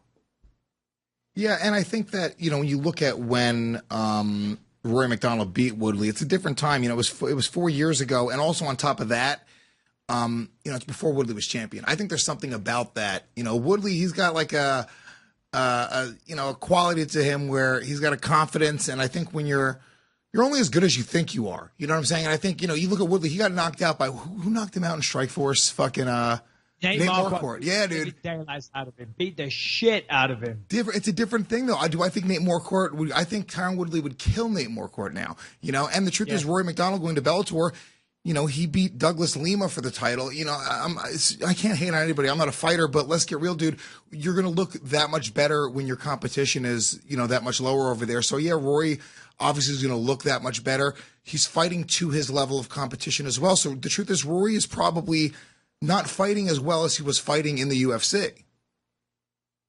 Well, he's coming into his own now as well because he's still only a pretty young guy, Rory McDonald. I mean, he was fantastic back in the day. I mean, I remember the performance against BJ Penn. Of course, BJ, much, much smaller fighter, but it was an amazing performance. And since then, he went off, he beat Tyron Woodley. He had some great performances. Now he's in Bellator. Still a young guy, still working hard, still getting better. That's about it. Ever since he's gone off to Bellator, I have no idea what he's up to, really. As I said, I'm not trying to knock Bellator. I wish them all the best. It's a great promotion. It really is. And as I say, I hear that they look after the fighters fantastically. And, I wish them all the best. I really do. We got one more, Lewis? I don't think we have another question that's worthwhile. Okay. They all kind of stink. I'm on your own. You just love talking about Bellator, don't you? Well, that was the only question that was worthwhile. I'm on your fight metric right now. I'm just looking at my fight metric? Yeah. Why? What's it say? That I never knew this, but I am the leader in significant strikes in the UFC. There you go. And Joanna Jędrzejczyk is the only one that's close. So get your shit together, Joanna. Just kidding. Significant strikes landed per minute, 4.33 for Michael Bisping. Good or bad? Let's see what Calvin Gastelum's is. What's the average? Calvin Gastelum is 3.89. See? There you go. All right. And what is... So that's really... So in a weird way, you beat Calvin Gastelum. If you really want to break it down, you beat him. I will beat him into a living... whatever. Give it half a chance. Lewis, why are you going to bring that up? Why are you going to end it on that note? Sorry. You're a piece of shit. Tell us latest. Let's see his fight metric. 2.10 significant strike landed per minute. I'm over. What about Anderson Silva? What's his? Well, I'm looking it up right now. This is fun. Oh, this is fun. Hold on. We got it right here. You would think with all the news that went on in MMA last week, we'd have better stuff to talk about than this. 3.10. All right, last one, because this is somewhat tedious, but I do like stroking my own ego. Luke Rockhold's striking average. Oh, dude, this is gonna hurt your feelings if you don't beat him. You're gonna be furious. I don't know for a fact, but I'm pretty sure because 4.3 is pretty high. As one of the best analysts in the game, I do know these things, Lewis. Oh, it's so close. No! No, he doesn't beat you. It's 4.29. It's so close. 4.33. Well, that's Striking accuracy. Significant. He's at 48%. Let's see. Michael Bisping is at. We won't talk about that one. Significant strikes absorbed per minute.